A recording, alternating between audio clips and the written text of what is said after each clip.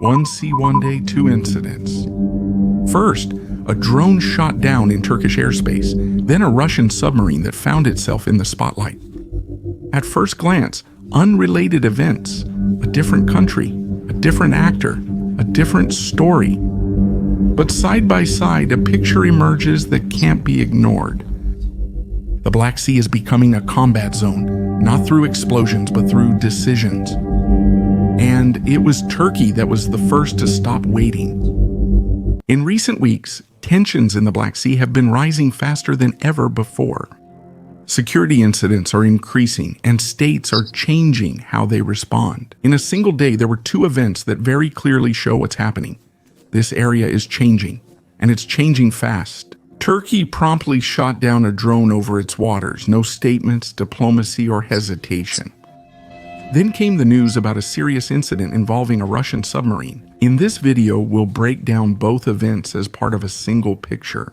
A region where tolerance is low, reaction time is short, and minor incidents can have major impacts. Let's start with Turkey, because it's there that we can see the Black Sea is no longer a place of patience. You're watching Beyond Borders. Let's start. Turkey, the moment when waiting stopped. In recent years, Turkey has tolerated a lot of things. Planes, drones, tension, gray zones. The Black Sea was busy, but Ankara aimed to stay balanced between Russia, Ukraine, and NATO. But this balance has its limits. And in recent weeks, those limits have started to get dangerously close. When the Turkish army shot down a drone over the Black Sea, they didn't make a political spectacle out of it. No long press conferences, no blaming, no mention of Moscow or Kiev. The Turkish Ministry of Defense simply stated that an unidentified drone violated Turkish airspace and, after a warning, was destroyed. That's exactly what's important about it. Turkey didn't address who was to blame. They only addressed the fact that someone crossed the border. According to available information, the drone was operating in an area over the Black Sea where there is heavy civilian and military traffic, and it did not respond to warnings. Ankara therefore assessed it as a security risk, not as a diplomatic issue. This approach is fundamental. It wasn't about escalation, but enforcing the rules. This is the key moment.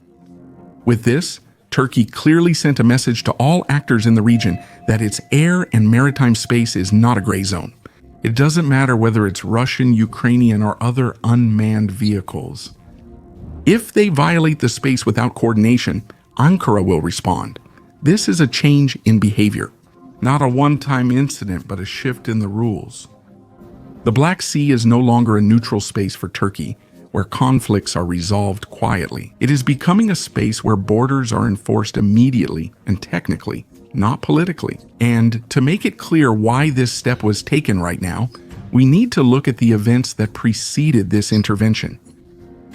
Because the downed drone was more the last straw than the beginning of the problem. Turkey, why right now? This intervention was neither accidental nor isolated. It came after a series of events that Turkey perceived as a hostile approach of the war to its zone of responsibility. In recent weeks, the conflict in the Black Sea has begun to affect areas that Ankara has long considered sensitive. Ukrainian surface drones attacked a tanker from the so-called Russian fleet in the Turkish exclusive economic zone, Shadow Fleet. The ship, which was transporting Russian oil and bypassing sanctions, was hit and sunk. Militarily, it targeted Russian logistics. However, from Turkey's perspective, it was an incident in an area for which it is responsible for the safety of navigation. Civilian traffic, ship crews, and the environment were all at risk. And here it's important to clear up a misunderstanding. In this case, Turkey did not take the side of either Russia or Ukraine. It wasn't about defending a Russian ship or signaling to Moscow.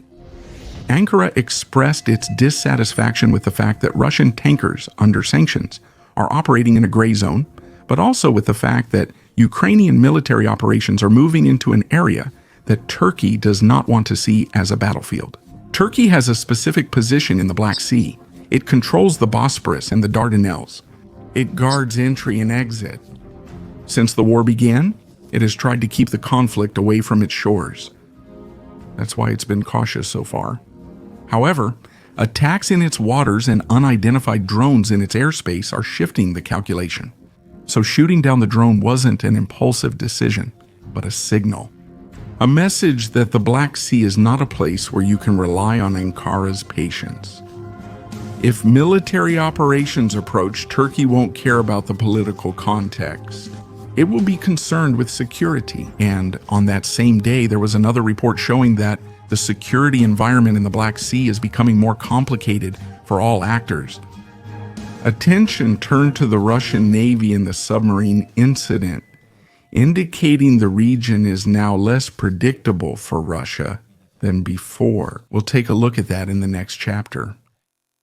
Russian submarine, changing Black Sea environment. Right now you're watching footage released by the Ukrainian Security Service of Ukraine from the strike on the Russian submarine in the port of Novorossiysk. According to official information from the Ukrainian Secret Service, these were subsea baby underwater drones that struck a Kilo-class submarine located in the port area of Novorossiysk, equipped with 4 launchers for Kaliber missiles, the same ones that are used in missile strikes on Ukraine. Ukrainian sources claim that the explosion was so powerful that the submarine suffered critical damage and has been put out of operation for a long time, which, according to the released video, is also supported by a visible explosion in the immediate vicinity of the pier. This attack is important for 2 reasons. It uses underwater unmanned vehicles that surpass traditional naval confrontations. It's not about classic ship-to-ship combat or a missile strike, but about relatively cheap, hard-to-detect robotic platforms capable of operating even in ports. Ukrainian sources call this the first documented case where underwater unmanned vehicles struck a military submarine directly in the rear, that is, in an area usually considered well protected and stable. The Russian Ministry of Defense officially stated that no ships or submarines were damaged and that the units continue to perform their duties.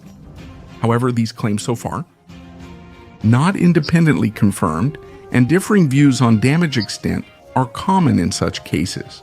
This incident comes at a time when the Russian Navy in the Black Sea has already faced significant losses and a reorganization of its forces. After the loss of the flagship Moskva in 2022 and a series of subsequent attacks on ships and port infrastructure, part of the Black Sea Fleet was moved from Crimea to ports like Novorossiysk, which were considered safer. Russian Kilo-class submarines are considered relatively quiet and technologically advanced, which has long given them a certain tactical advantage in the confined space of the Black Sea. This context explains why the very report of the strike and the released video resonate among analysts as a signal that the nature of maritime security in the Black Sea is changing. It's not just about a single incident, but a warning that even ports on home territory can no longer automatically be considered completely separated from military risk. For Russia, this means the need to adapt its defensive tactics, not only on the open sea, but also in ports, where a higher level of security was assumed until now. And this change of environment is key to understanding why the Black Sea is becoming a riskier area for all actors today. We'll cover that in the next chapter. Why is the Black Sea riskier for everyone today? When we look at these 2 events together, they don't paint a picture of one side being completely in control of the situation, nor the other having lost it. They show something else. The Black Sea is becoming an area where predictability is decreasing. And that is always the most dangerous situation for security. Today, there are more actors in the region with different goals. Russia, Ukraine, Turkey, NATO, but also civilian transport, energy routes, and the sanctions regime. Everything is happening in a relatively small area, where there is little depth, little room to maneuver, and a lot of sensitive infrastructure. That means every incident automatically has a greater impact than it would on the open ocean. At the same time, the nature of the threats is changing.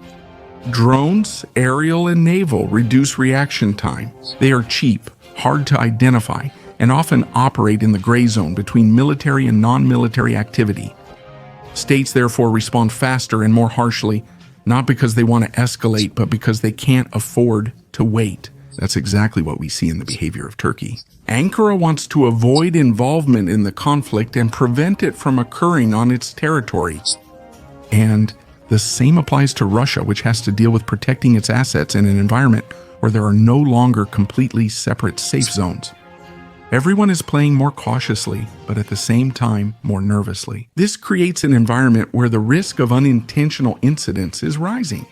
Not a planned attack, not a deliberate escalation, but a situation where a misidentified target, a technical malfunction, or a wrong decision can quickly turn into a serious problem. And the more actors operate in such an environment, the higher this risk becomes. One big explosion doesn't turn the Black Sea into a combat zone. It changes gradually. Individual states act rationally, but collectively their actions create a tense, unstable environment. And this is exactly the context in which we need to interpret the events of recent days. So in conclusion, we'll take a look at what this means for the future. Not about war predictions, but about how state behavior in the Black Sea will likely keep changing. Conclusion. The events of recent days in the Black Sea do not mean that the region is immediately heading into open war. They mean something else. States are changing their responses. Patience is running out, decisions are made faster, and borders are enforced directly on the ground, not in diplomatic statements. Turkey has shown that it will protect its territory regardless of who violates it. The Russian submarine case showed that even traditional safe zones are no longer entirely safe today. It's not about winners and losers, it's about an environment that is becoming less stable for everyone. The Black Sea doesn't become a combat zone with a single decision or a single attack. It changes gradually. A sequence of logical actions by individuals can collectively create uncertainty. So the question isn't who is right or who is stronger. The question is, where is the line beyond which a rational reaction becomes an incident that can no longer be taken back? And this will be the most important thing to watch for in the Black Sea in the coming months. If you liked the video, I'd appreciate a like and be sure to subscribe so you don't miss the next ones I'm working on. You can support my work by showing gratitude. To help the video reach more people, click praise. Thank you.